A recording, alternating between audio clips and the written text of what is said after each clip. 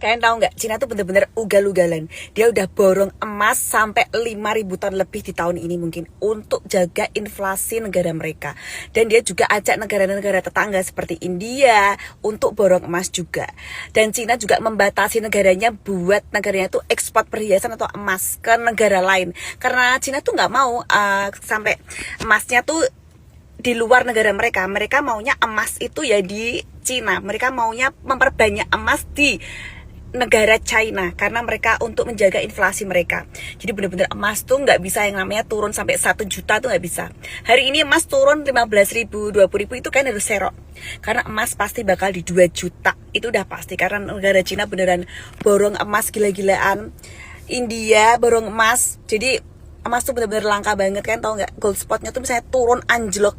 US-nya turun anjlok. Emas tuh nggak bisa turun-turun banget karena apa? Langka, masuk beneran langka gitu loh. Semua negara tuh cari dan kosong, masuk kosong di mana-mana, tau nggak? Jadi kalau kalian di Indonesia yang bisa beli emas, kalian beli emas karena ini bagus banget buat investasi di tahun-tahun ini. 2023, 2024, 2025 itu naiknya sudah 40% sampai 50% lebih guys. Jadi negara Cina aja beli emas terus ya. Kalian tahu kan kalau negara Cina beli emas terus itu pasti emas bakal naik. Susah banget turun lah.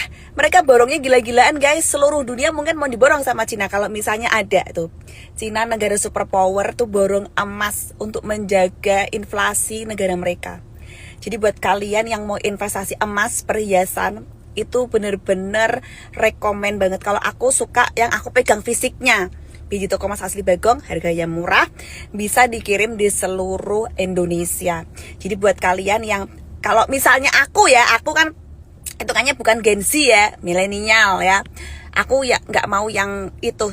Kalau aku pribadi, aku maunya yang aman-aman aja. Yang aman-aman aja dalam arti ya emas aku pegang, aku simpan. Kan ada yang bilang, emang emas mau disimpan kemana? Kalau jumlah yang besar, biasanya orang-orang itu pada simpan di STB. Ya, di bank.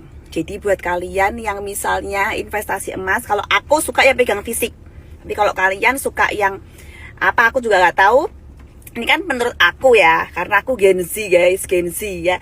Kalau orang-orang bilang boomer menolak menolak yang sekarang tuh yang pakainya digital gitu. Kalau aku memang masih mendingan fisik aku bawa sendiri aja. Kalau aku ya, kalau kalian maunya yang milenial yang sekarang itu aku kurang cocok guys, oke?